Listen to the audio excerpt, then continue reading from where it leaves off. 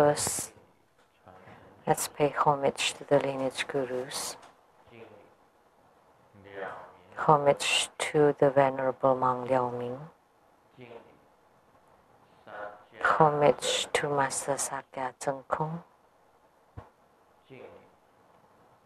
Homage to His Eminence the 16th Dharma King Karmapa. And homage to Master Dupten Torchi.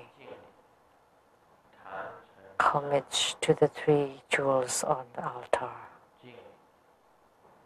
Homage to the main deity of the group practice today, Guru Padmasambhava.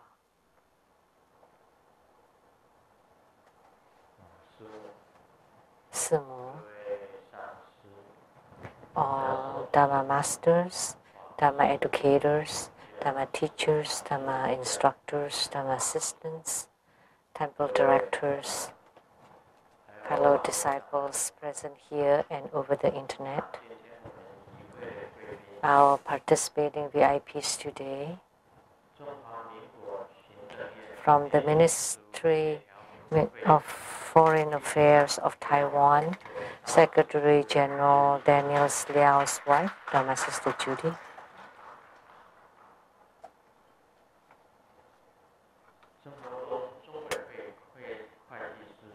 Accountant to the True Buddha Foundation, Dharma Sister Teresa,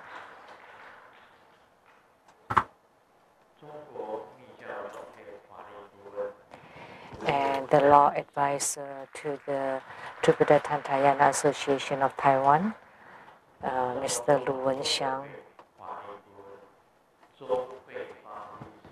and the law advisor to the True Buddha Foundation, Dharma Sister Jennifer Zhou. And from the True Buddha School Professors Group, Professor Liang Caofan. From CTI TV Taiwan, producers for the Kenny Gensang Shinton, Dharma Sister Rebecca Shiachi.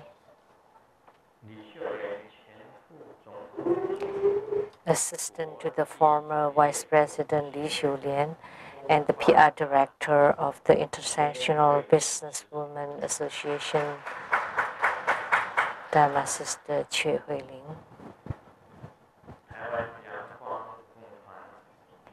A dancer from the Sunny Line Dance of Taiwan, Dharma Sister Lin Yixin.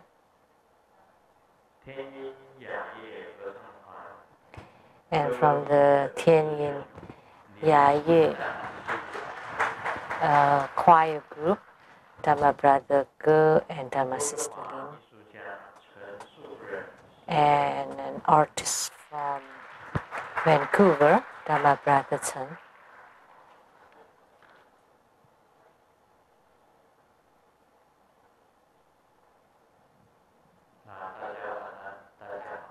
Good evening, everyone. How do you do?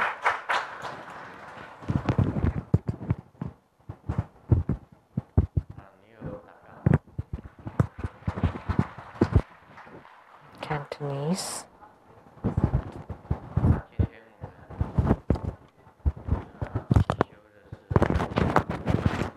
Today we practice Guru Padmasambhava deity yoga.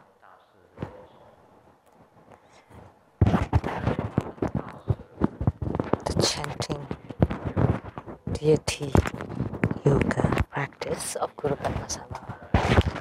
All tantric practitioners would know of Guru Padmasambhava because in history, the one who entered into Tibet to propagate Tantric Buddhism, the first and foremost one, was Guru Padmasambhava.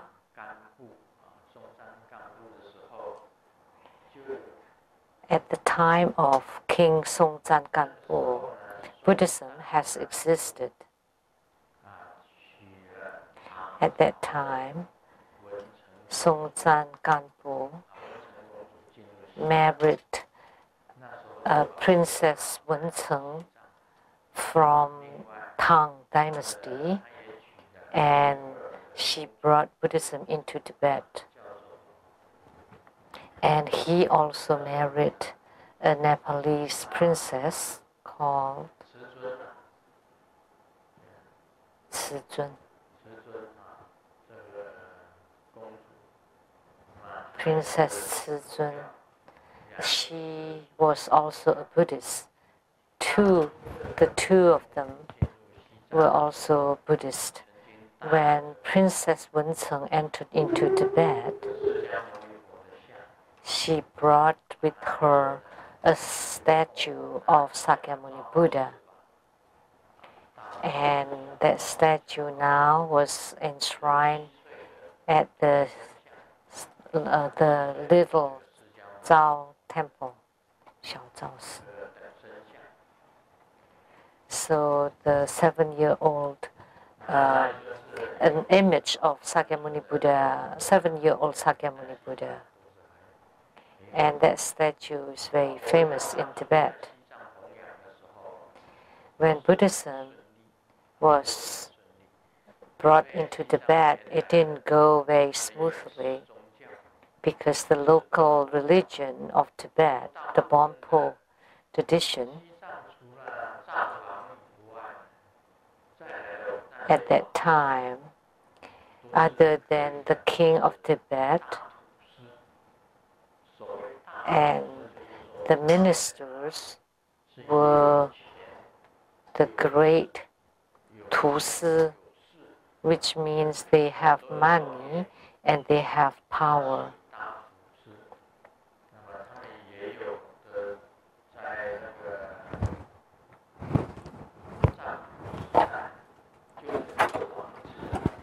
So at the time of Zanpu, they are the same as the ministers of the court, and they are typically a follower of the Bonpo tradition of the black religion.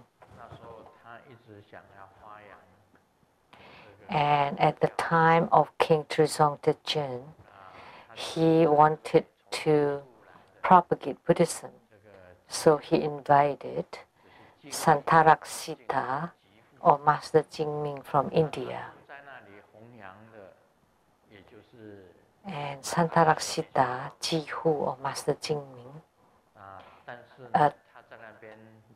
propagated the generic sutric traditions of Buddhism, and he encountered a lot of oppositions. So Santaraksita suggested to King Trizong Dzogchen to invite a great master of Tantric Buddhism from India to come into Tibet. So Guru Padmasambhava was invited to spread Buddhism in Tibet, and he propagated Buddhism in Tibet for 50 years. Actually, the sentient beings delivered during these 50 years were not that many. There were only 25 true disciples of Guru Padmasambhava. Of course, there were also others, but he encountered a lot of hardships and challenges. And he built the first temple called the Samye Temple, Samye Monastery. Many of the disciples had been there. Please raise your hands.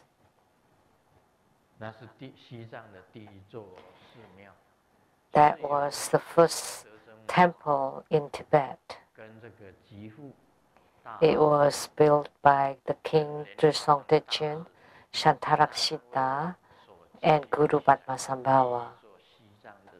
The three of them built the first temple in Tibet to propagate Tantric Buddhism and also Sutric Buddhism.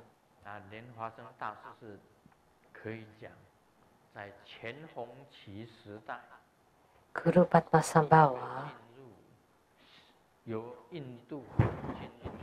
in the former Hongqi era, Guru Padmasambhava was the first one who went from India to Tibet to propagate Tantric Buddhism. When he left Tibet, he had lots of treasures, hidden treasures, called dharmas. So all the key formulas and the oral instructions were hidden inside the 5 elements of the earth, water, fire, wind, and space. Inside the sky, the space, in the wind, in the water, in the fire, in the earth. There were a lot of miraculous legends. And the reincarnations of these 25 ministers, which were Guru Padmasambhava's disciples, when they were reincarnated, they could discovered or rediscovered the 5th instructions of Guru Padmasambhava from the earth, water, fire, wind, and space. And they were called dharmas, or hidden treasures. And in Nyingma Pa, which was founded by Guru Padmasambhava, was quite popular. So the Great Perfection Dharma was typically from dharmas. And the Terton, which is the discoverer of this dharmas, discovered it. There's something interesting that I knew of. There would be a clue that on a certain date, that if you take a boat to a lake in Tibet and you wait for the appearance of the dharma, and in the dark of the night, in the middle of the lake, the boat waiting, shaking, and then all of a sudden at that time, at the mentioned time, the fish would jump from the water onto the boat. And when they cut open the stomach of the fish, inside it was this Buddha Dharma teachings. Isn't that very peculiar, very interesting, very strange? On a certain time and date, and you go into a certain lake, in the middle of the lake, and all of a sudden a fish jump onto the boat. And the Terton, the discoverer, cut open the fish stomach, and inside it there were dharmas. And there was another one that Guru Padmasambhava placed the dharma inside a person's brain until several reincarnations later, all of a sudden he thought of that and he could see the hidden treasures, the dharmas, appearing. This also happened. And they also found many dharmas inside the caves, like in Chinpu, which is the caves where Guru Padmasambhava and his 25 great disciples were practicing. And they found lots of dharmas there. This is very legendary, very mystical.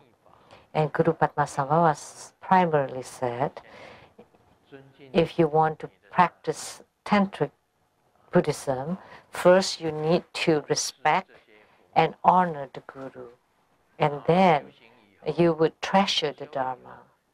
And when you do the practice, you would have attainments. So this is what he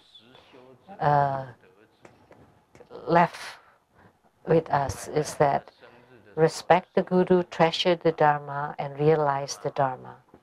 And his birthday, which is tomorrow is Guru Padmasambhava's birthday.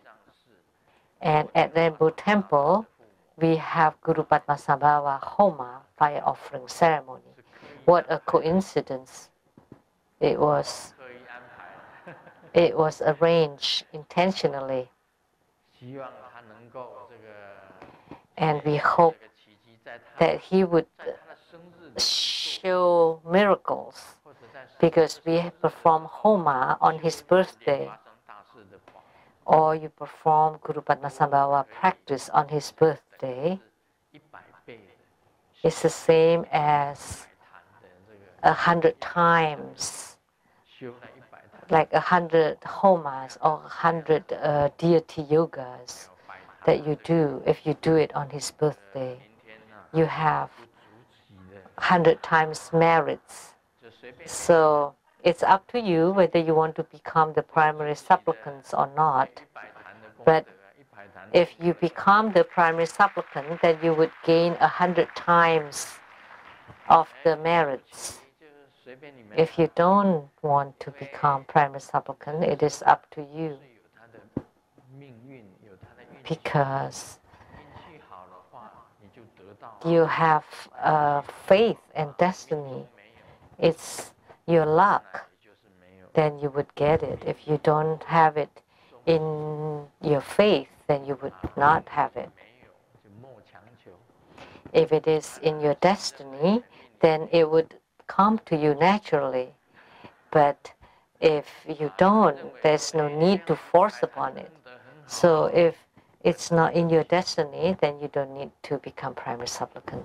But if you think, oh, this is a great opportunity, you want to become primary supplicant, then please do. Guru Padmasambhava has a lot of miraculous events around him. And his transcendental power is extremely great. And his spiritual attainment is unsurpassed, is unexcelled.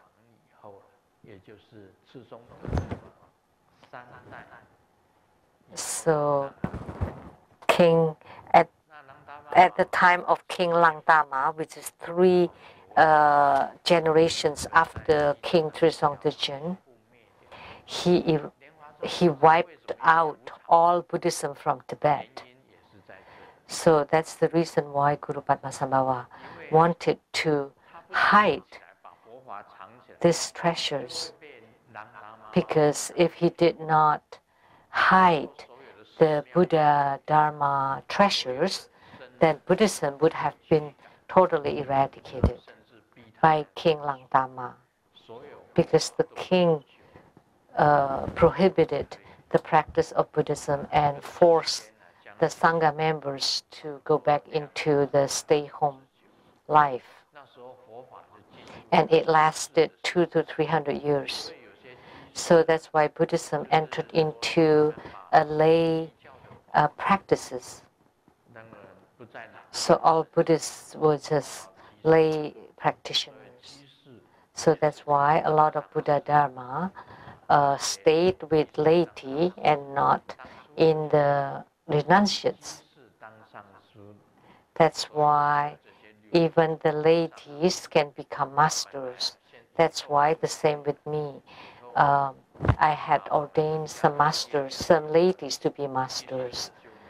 And then later on, because we have more and more renunciates, monks and nuns into the school, so there are no more lay masters. But during the King Langtama's period, there were also many lay masters. So that's called the post-Hongqi, is that the red banner? Era. And during this time, the primary one who went to Tibet to propagate Tantric Buddhism was Atisha. We had Indonesian disciples that came from Jambi, Sumatra, Indonesia. Are they here? They were here in the afternoon.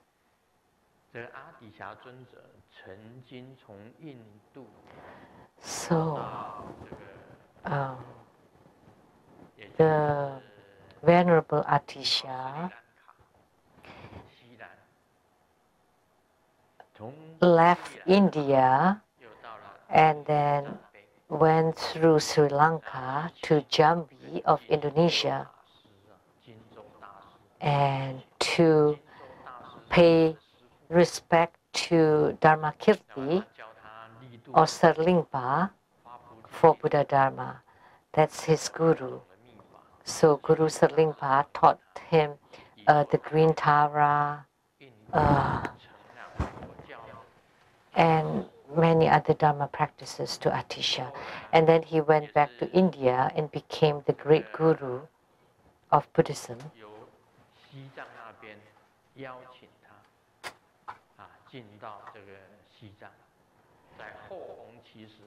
And then in the post-Hongqi area, he was also invited into Tibet. And he founded the Kadampa.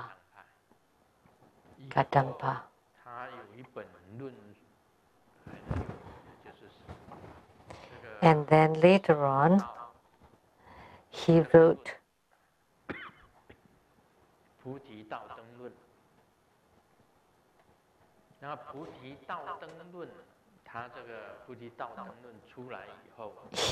a very important a treatise. It's called the Buddha Marga Pratipa Panchika. And then later on, Guru Tsongkhapa, based on this, and wrote the treatise on the development stages of Tantrayana.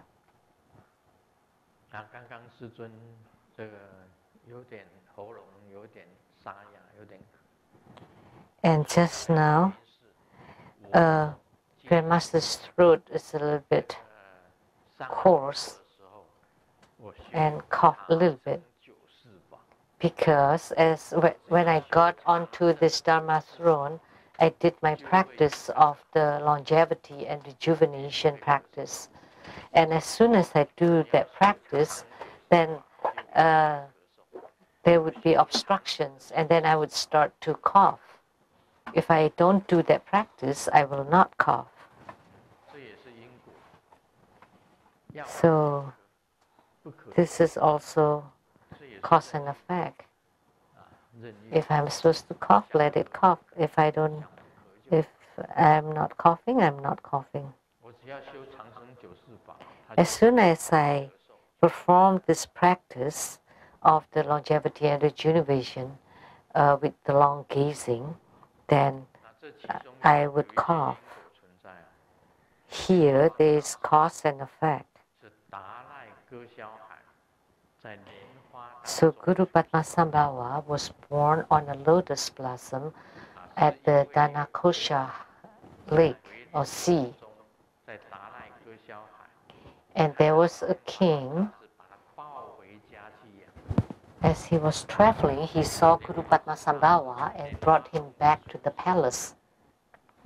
So Guru Padmasambhava was born out of a lotus, so he was a lotus youth. And Atisha also was a lotus youth.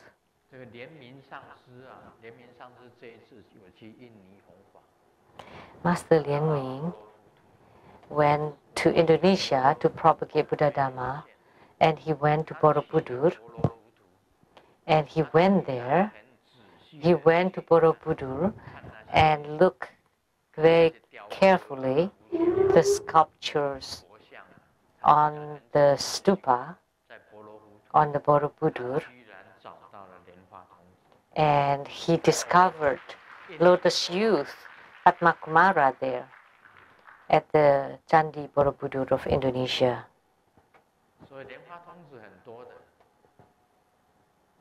So there are many lotus youths or Padmakumaras. This afternoon, when I give spiritual cultivation, Master Lianya is there, And Reverend Lily was doing the translation.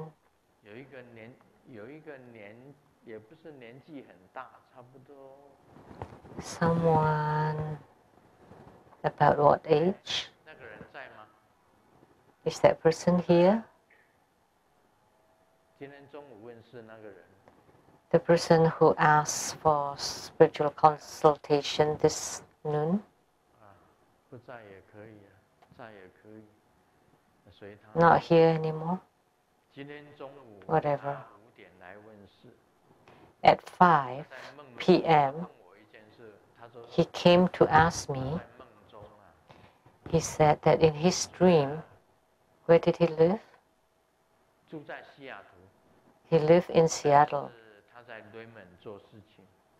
But he worked in Redmond. And he lived in Seattle. He dreamt that Grandmaster told him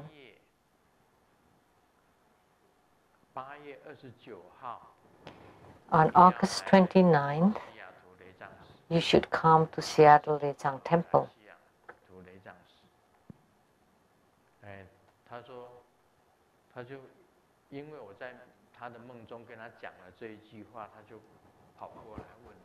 Because I told him this, he came and asked me. And I was holding a staff and knocked on the ground 3 times and told him that you should come to Seattle Lechang Temple on August 29th. And why? So I asked Golden Mother during the spiritual consultation, and Golden Mother said, because he is also a lotus youth, and in his past life he was a renunciate, and he totally forgot about it in this life, that he was a monk in his past life, and he was a great monk. He is also a lotus youth, but in this life he's very befuddled.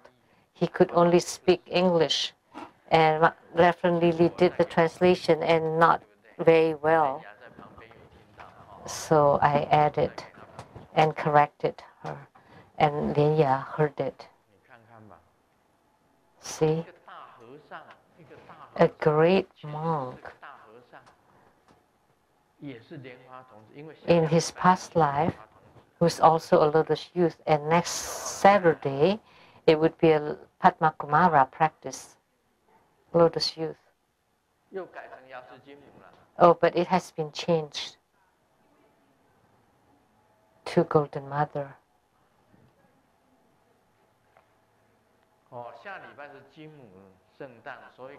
Because it's a Golden Mother's birthday. But it's okay. Golden Mother is the same as the Lotus Youth.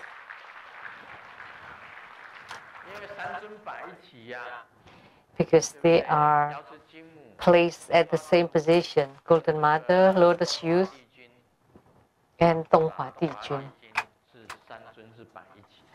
They're on the same level. So they're the same. So he's a great monk, and he's also a lotus youth, but he totally forgotten about it. So even for bodhisattvas, they become deluded upon birth. As soon as I saw his face, he's a great monk. But in this life, he works in the high-tech area, and he forgot about it totally. So I pointed it out to him in his dream and asked him to come, otherwise he would just waste this life.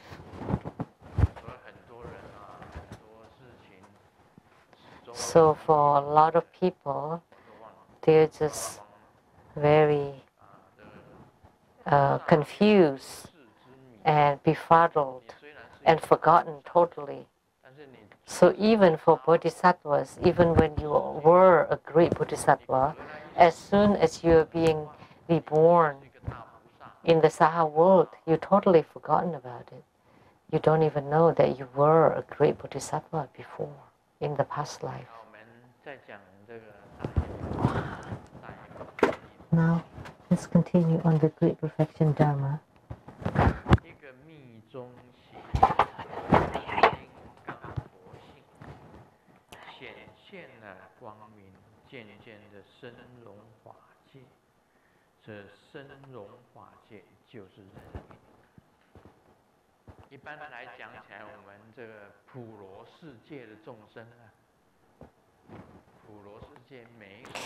When a Tantrika has attained the Vajra Buddha nature and radiated clear light, his body gradually merges with the Dharma realm.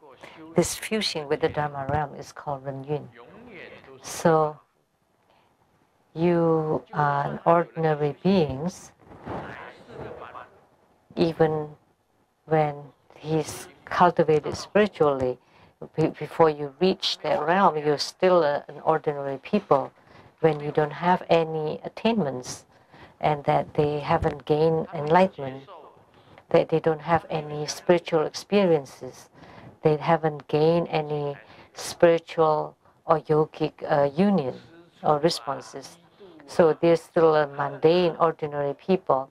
Jealousy, envy, love, hatred, all the emotions, greed, anger, foolishness, they are all still filled with this. But once you reach enlightenment, once you have fruitions, that you have the Vajra Buddha nature. The Buddha nature is indestructible, so that's why it's called Vajra. So, in other words, when your Buddha nature can radiate light, because at first Buddha nature was hidden inside and now it has appeared, and you gradually merges with the Dharma realm, that your body gradually entered the state of the Dharma realm, that you have gained enlightenment, that you have yogic response, and you can generate radiance. And when you see the mundane people, then you would have sympathy and generate bodhicitta.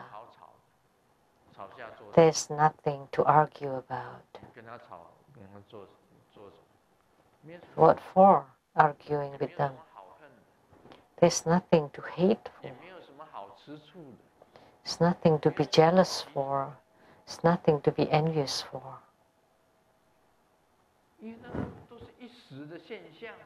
Because those are all just phenomena of a moment. It's just a phenomena of that short moment. That's why in this world we say friends don't last forever, enemies also don't stay forever. Because when they benefit each other, then become friends.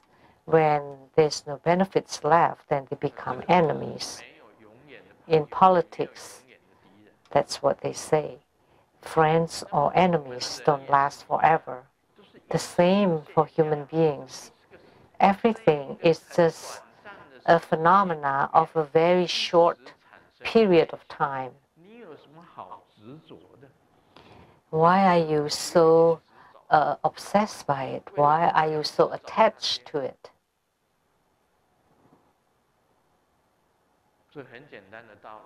It's a very simple concept. Because these human lives are just a play. And because it's just a play, why don't you just play your roles with joy, happily? Why do you want to be sad and suffering and in misery and being sad with grieving, weeping. Why don't we just play in the world? That's also fun. It's just a game. You need to learn to see through it, to let go, to take it lightly, because otherwise you're creating troubles for yourself, even your suffering. You create it for yourself. And actually, there's nothing. In Taiwanese, we say "swai." It's like a bad luck. Actually, it's not. How do you know? Everybody thought that, oh, Grandmaster's coughing must not be a good thing. But actually, it is a good thing.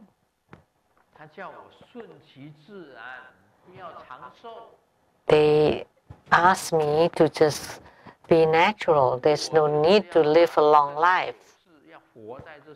But I want to live a little bit longer, that I can propagate the Buddha Dharma a little more so that I do this practice.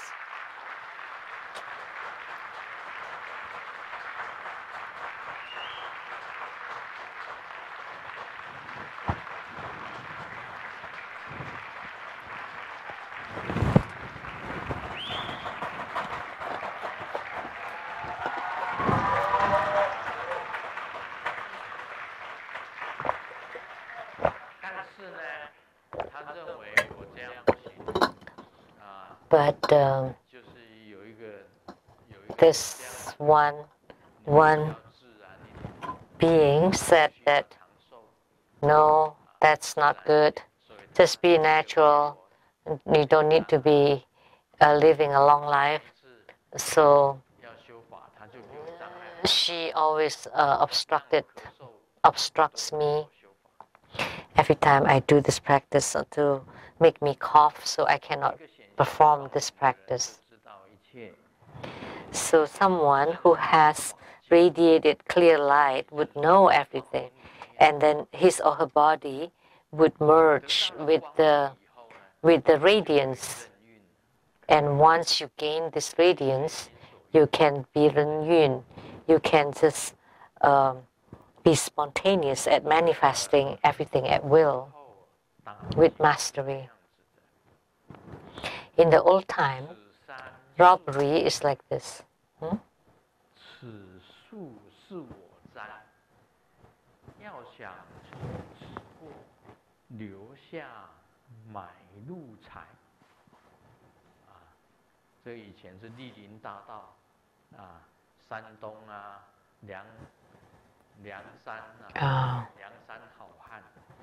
In the past, like in Santong, a good man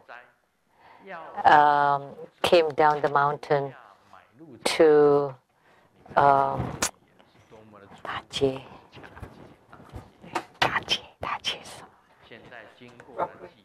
to rob.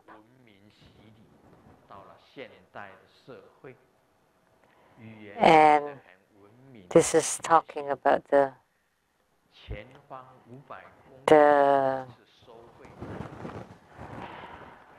to loot, the people. But these days,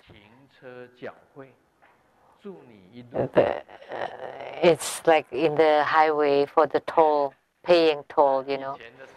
500 meters, you need to pay tolls, and after you tolls, wish you a safe trip. But in the past, the robbing or looting were without permits, but these days they have permits. So in Seattle, the Highway 520, so in order to cross the bridge, you need to pay toll.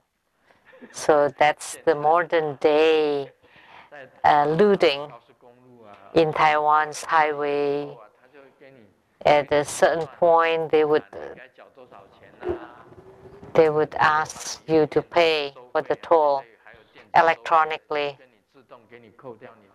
Automatically, they would deduct.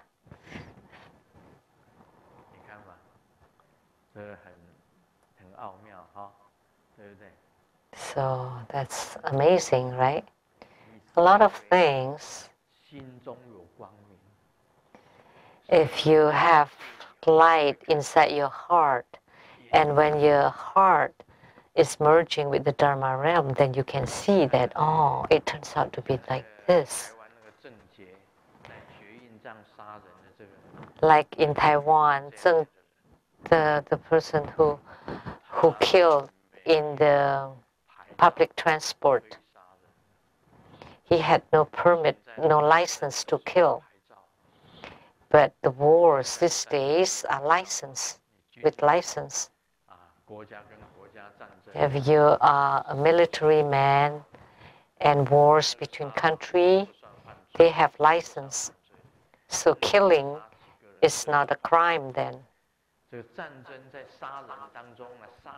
But a person killing on the public transport was a crime. But at war, even killing tens of thousands of people, it's not a crime.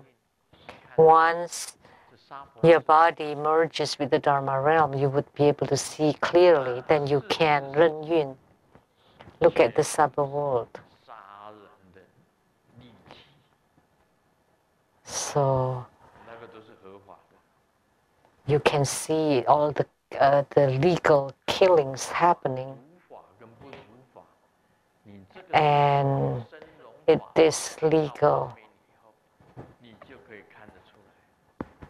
And then if your body merges with the Dharma realm, you can see clearly that everything is related to causes and conditions, to karma and karmic retributions. So wars, killings, if they are not the cause, they're the effect or the result. So it's always cycling like that. But once you master this Ren Yun, you can see even further away and clearer. One day, I get to know a friend who went to study in Korea, and I asked, so plastic surgeries in Korea is very popular, right? No. But at the start of the semester of the school, every students have to come up again and introduce themselves. So they were in the same class, but after the summer vacation, they need to reintroduce themselves again. So was it bad? Well, it's not so bad.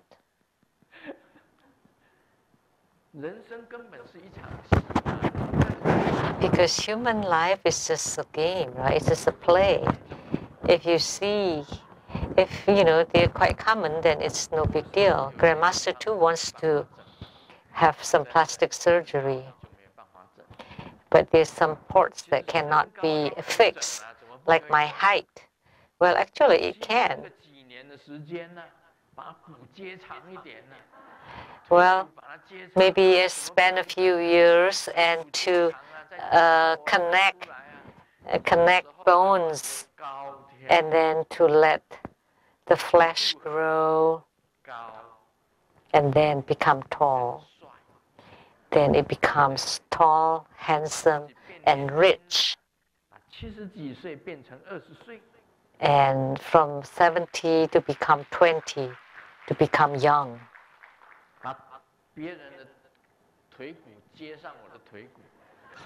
And then use other people's bones to connect to my bones. Of course, it can be done. And shift off the skin and find a young 20-year-old skin.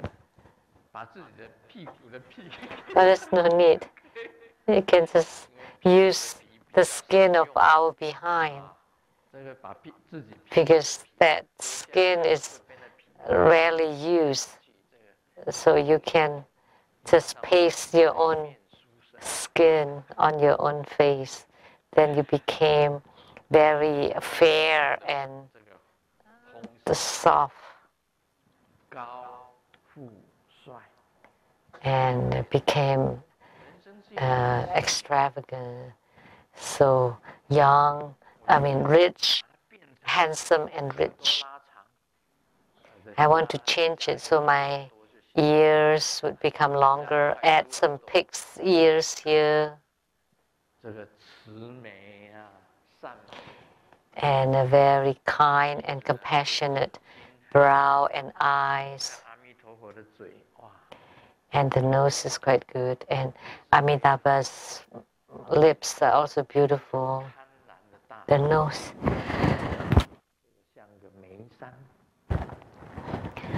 And the eyebrows are like the Ermi mountain. And the 2 ears are long and drooping. And place a diamond at the brow point.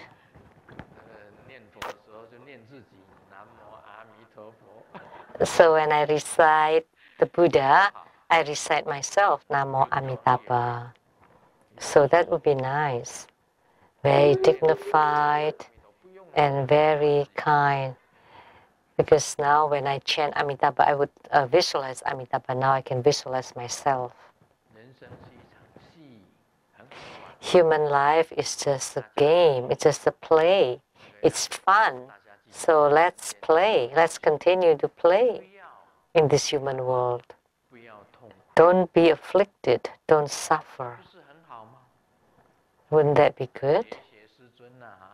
Learn from Grandmaster what sufferings and what afflictions. You sleep well at night, then you're full of energy, and then you play all over the place.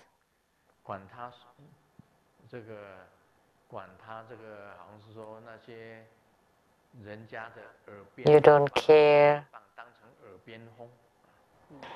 You don't care about those slanders and criticism. Just treat them as the breeze, and you don't want to know about them. If you're supposed to cough, let it cough. If you're not supposed to cough, then you don't cough. That's Ren Yun.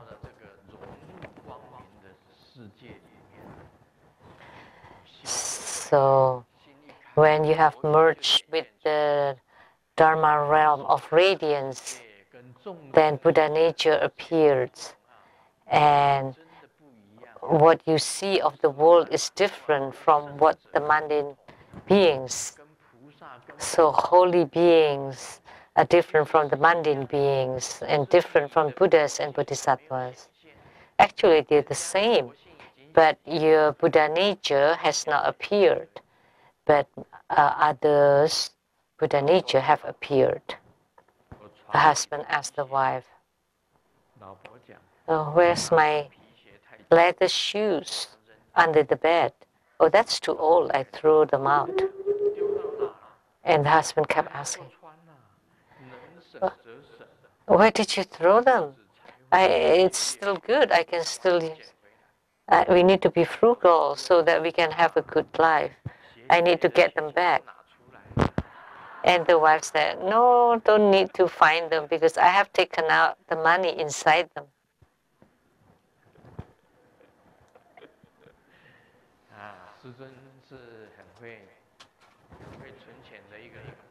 Grandmaster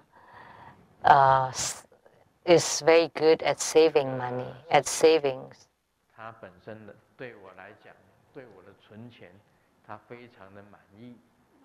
And Simu is very satisfied with my savings. She never checked how much money I have saved and where. She had appeared her Buddha nature. That there's a light inside her heart.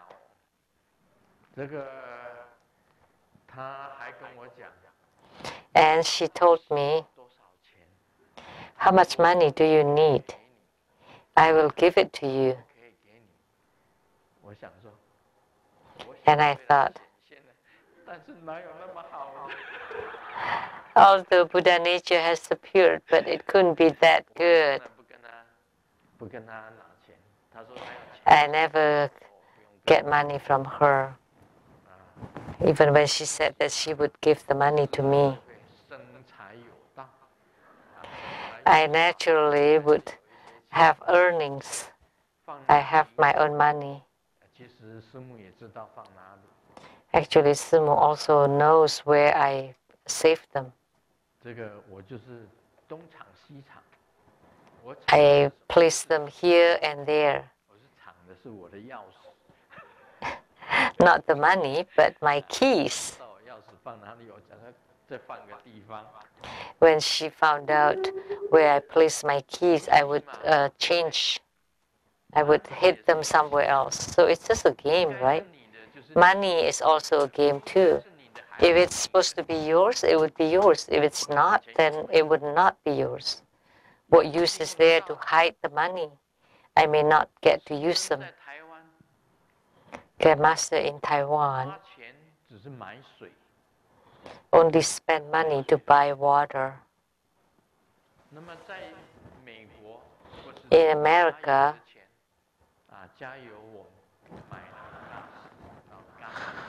I only spend money for gas. Go gas station, buy the gas. That's it. I don't use money. And Simu sometimes asks, where have you spent your money? And I said, no, I didn't. So you don't need to worry that this money would be left for Sungyendu Foundation, or in the future for charitable work or public work. That would be the best way to spend the money.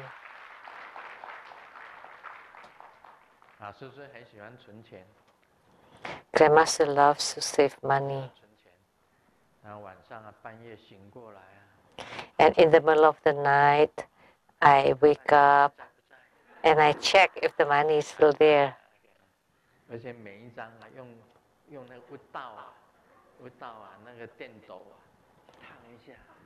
And I use the iron to iron it.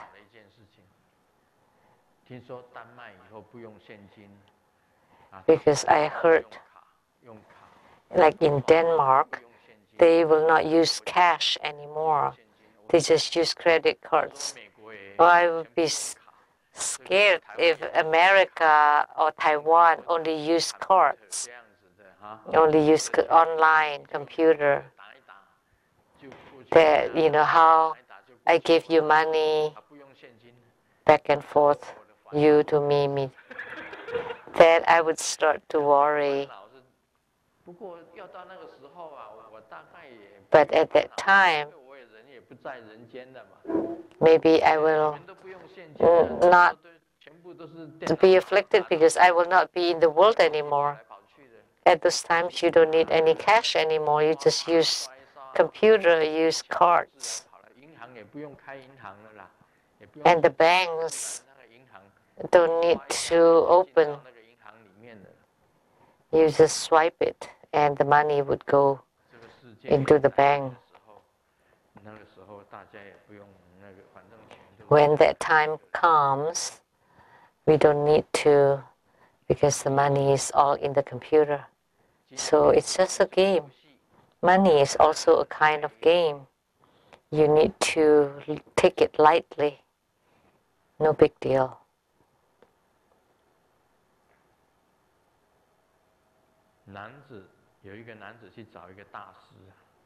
There was a man looking to see Great Master. I felt angry toward the injustice and felt nothing I can do about that. And then the great master said, why don't you take a drink of this bitter melon? And he said, oh, you're trying to symbolize this bitter melon soup as the ocean of sufferings, and then I need to turn back to the ocean. And great master said, oh, because this disciple brought it to me, and it's so bitter that I don't want to waste it, so I let you drink it. Great master also doesn't want to suffer, doesn't want to be afflicted, doesn't want to be troubled, because human life is just a game. Once you gain enlightenment, everything is natural, everything is fine, there's nothing bad. Let me share this joke, and this joke is rather long. Listen carefully. A king loves to hunt. And when with his prime minister as with the civilian outfit, and then the minister said, everything is the best arrangement. Anything is fine. And the same thing that today I'm giving Dharma teaching here is everything is the best arrangement. So one day the king went to the forest to hunt and killed a deer or a leopard. But the leopard was still alive and bit the king's finger. And the king asked the prime minister to explain this. And the prime minister told the king, oh, take it lightly, everything is the best arrangement. The king got really angry. If I send you to the prison, would that be the best arrangement? And the prime minister replied, if that's the case, I still believe that that's the best arrangement. So the king got really angry and sent the prime minister into the prison. A month later, the king's wound has healed, and by himself he went to the faraway forest, and there were some tribes that kidnapped him and brought him back. And they always, every month, find someone to sacrifice to the god. And this tribesmen were going to sacrifice the king. And then, when they were about to burn him, they found that one of his fingers were cut off. So this kind of sacrifice is not perfect. So the tribesmen released the king. So the king became really happy and asked the prime minister to be released.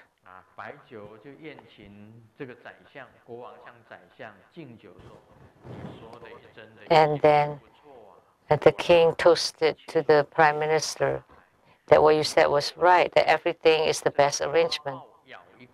If my finger was not bitten by the leopard, then I would lose my life today.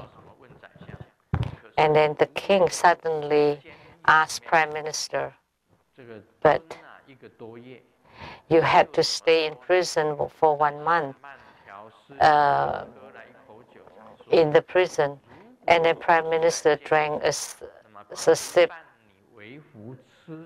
If I wasn't in prison, then I would be accompanying you to hunt.